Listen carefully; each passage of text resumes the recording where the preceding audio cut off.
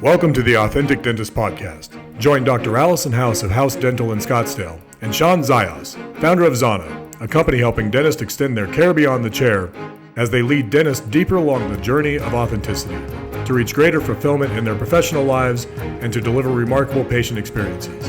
At the core of the Authentic Dentist is a belief that the answer to the current challenges in dentistry is dentists discovering that their greatest asset and point of differentiation is their personal brand, and that forming that brand out of their authentic selves is the best strategy for success in dentistry today.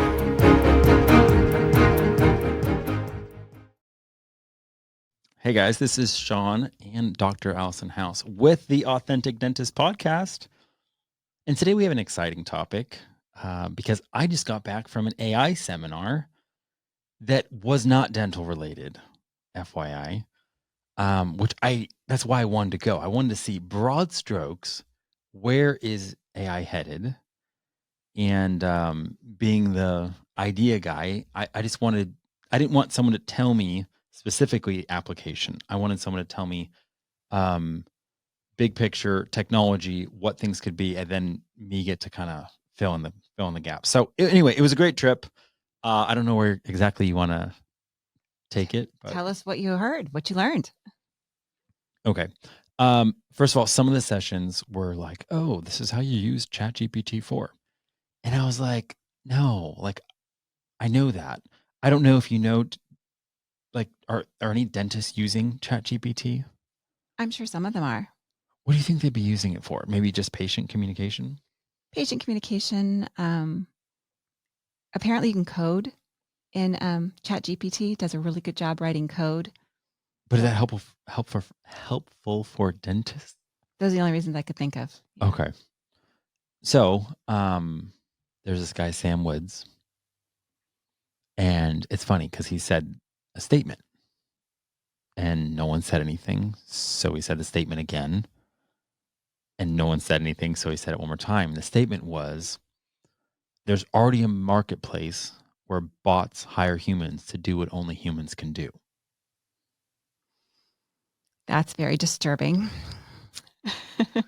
Well, so it's interesting because it got me to kind of like see, in a lot of those future, just any kind of sci-fi movie, typically the people that, the entities that enforce compliance are bots. Like they're robots because they know what your number is, where you should be, in a way that a human could not compute that.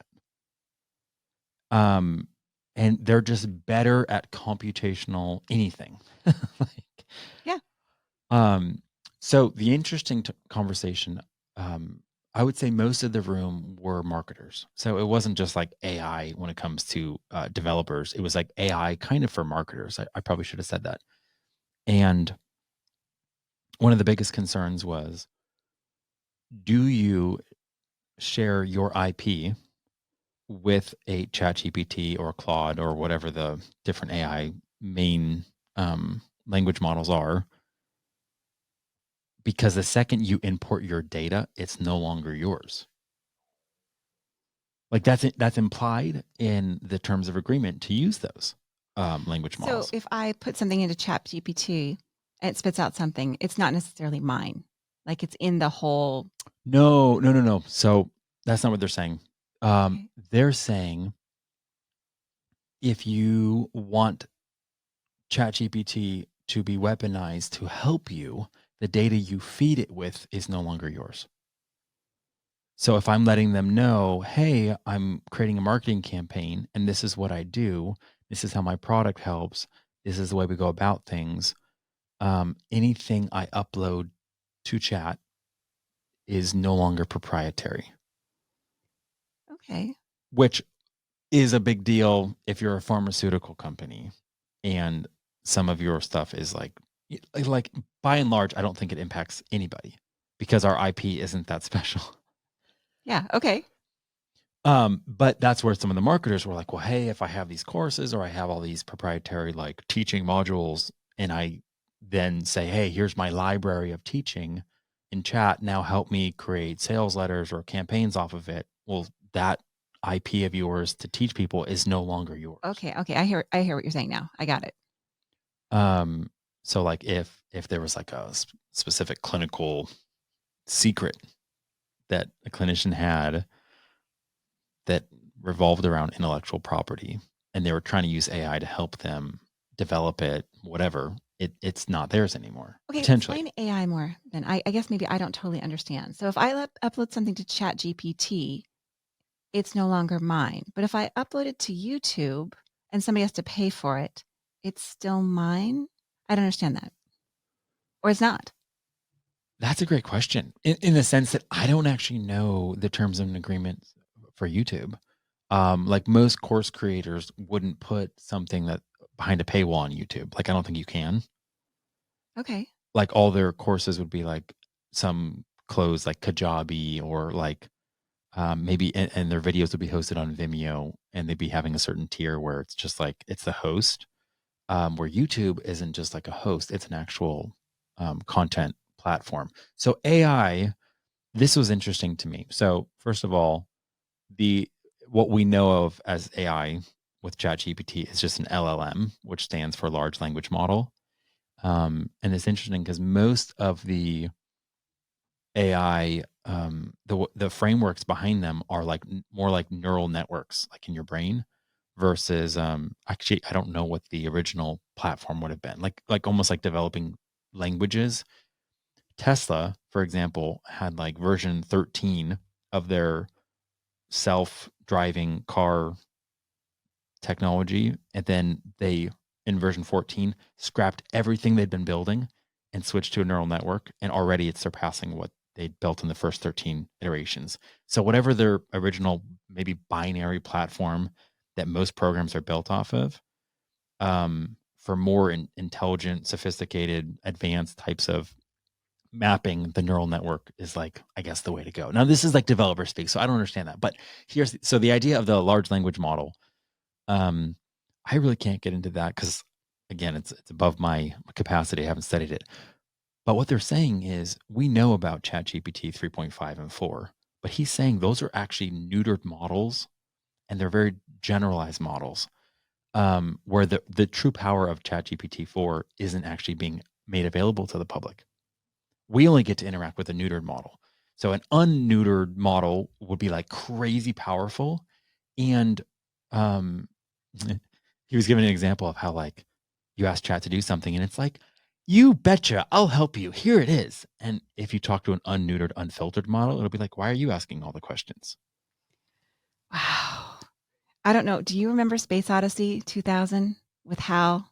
Okay, so it's probably way before your time. I know Terminator and Skynet and how that's kind of like artificial intelligence Okay, that's similar. with robots. So Hal was probably the first iteration of that. And I don't remember when it was, but my dad watched it and I watched it as a little kid. And Hal would be like, Hal was the computer that decided whether or not you lived or died, basically.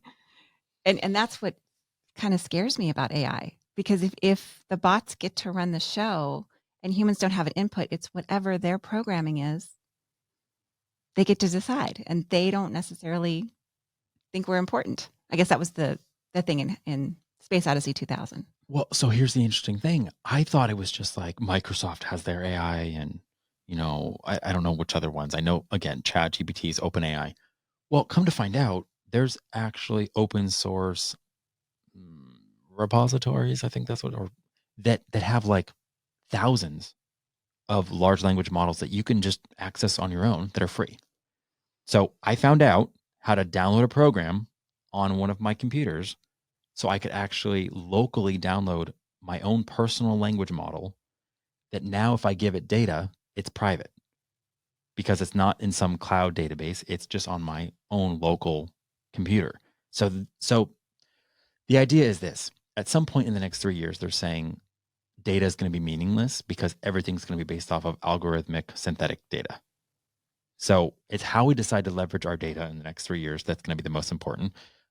Because the picture they painted was this. Now, I don't know, again, I'd be curious to see how this applies to dentistry, but they're basically saying for me, it's almost like I could take like $1.5 million worth of human capital, which would be like 4 or 5 high level, ridiculously smart advisors in the areas that I need them. And each advisor has a team or 2 or 3 implementers that are lower level. and combine that into 4 or 5 just bots that are the advisors and implementers for me, where they're like your own personal Jarvis. Because the bottleneck has always been for me on I can't help but data. think it's so amazing. That would be amazing. No, for sure. I think it is 100% amazing, because it's almost like having a personal JD in your pocket. JD is my son, for those of you who don't know. And yes, JD is full of information, but he is not AI. No, but he's computational genius in human form, and yet can't like AI runs laps around him because it's. So one of the biggest challenges we have in dentistry is data, and not necessarily like patient data. Well, it is patient data. Like, I think that there should be some kind of flow chart that says this person has diabetes and they take blood pressure medication, and this is their condition of their mouth, and this tooth has happened, and this is what we should do. And there should be millions of data points on this that distill into this is what we should do. So there's no discussion between dentists or between, because again, you have to have so much data to do that. I mean, you can't just have 5 people that this has happened to. You have to have millions of people this happened to in order to get the right answer. But there probably is a right answer for that particular person. And JD talked about this at one time, and that's the neural network of so much information gathered for you. That would be amazing if we could have that, but we don't. And apparently they say we'll never have it. But now, Oh no, it's coming. So now the question becomes, though, like, I think of it just in terms of the universal application when it comes to businesses, which is like, if you're able to be like, my last 10 campaigns across the board, from direct mail, from email, from whatever, what patterns are in there that exist between those that decided to take me up on the offer, or like, they even mentioned 10 different ways AI can think when it comes to like divergent thinking, using critical thinking, using abstract, using like, again, even pattern recognition. So you can actually say in a really clear way, take this data and in a divergent way, give me feedback, or in a strategic way, or in a, critical thinking way. And then all of a sudden it's like it just has the ability to make sense of data in a way that we don't. And then provide suggestions of what we should do, and then actually full service create the campaign for you. Would you like me to draft those 5 emails that'll go out over the next 20 days to your best customers that happen to love A, B, and C? Yes. Like, yes. Wow. what Wow. age groups are But see, now you're talking about having to access to my patient data, right? which I can't allow because, well, after the Change Healthcare hack, and But you can if it's on your own privatized machine. I still don't trust anybody. And that's probably my age and the fact that I've seen Space Odyssey 2000. But if you think about it, your data has to be on your machine anyway. Yes, but I don't want it connected to anything. I don't want anybody touching it. I don't want access. No, it's true. But the same machines where your data lies are also connected to the internet. Yes, but there is a big firewall between them. So I think that same firewall would protect a bot from somehow leaking your information. But what if the bot wants to? I don't know. I know. What if the bot decides, hey, it's much more profitable for me to sell this to the Russians that'll hack it? I don't know. But I'm just saying in terms of trends, as far as like the demographics, the age groups that are accepting certain types of treatment, and is that increasing? Is it decreasing? Like, I'm just saying we don't have time to take that data and crunch it or make anything meaningful out of it. So for me, the bottleneck in business has always been, I don't have people around me that are getting paid $250,000 that are those incredibly smart individuals in this specific domain that could make sense of my data. And then even if they could, they wouldn't be the ones that would make it happen. Then they would also need a team. Again, I don't have access to $1.5 million. Okay. I can't help but wonder, though, what happens to all those jobs? So that's the thing. It's the person that uses AI. It's the leader. It's the innovator that gets to keep the spoils. They're saying there's going to be a $1 billion company from a one-person show and AI soon. It's just a matter of when. I can see how that's wonderful and terrifying at the same time. Wow. So I have no clue. And 3 years? For the data, for synthetic versus, It is. So that's where it's like, I'm really, when you mention the whole thing about jobs, it's like, what is distinctly human?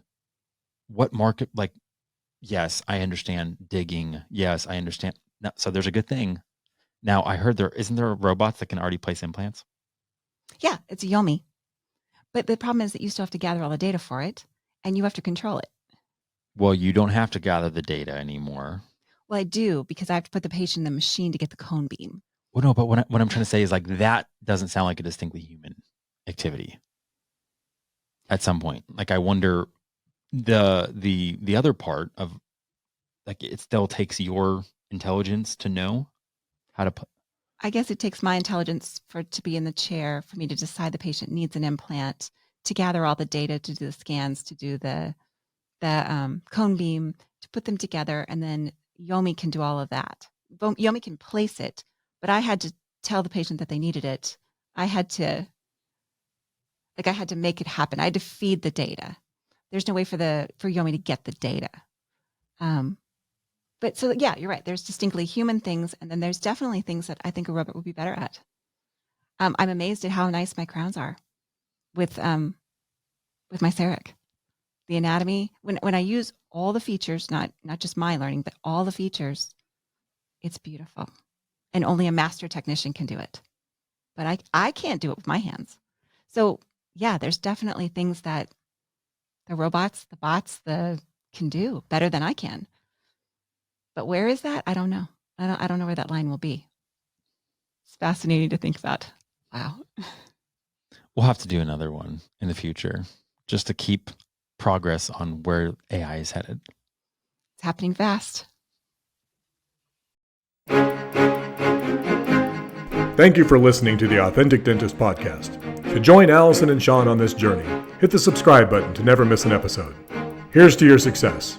Express yourself fully. Live authentic.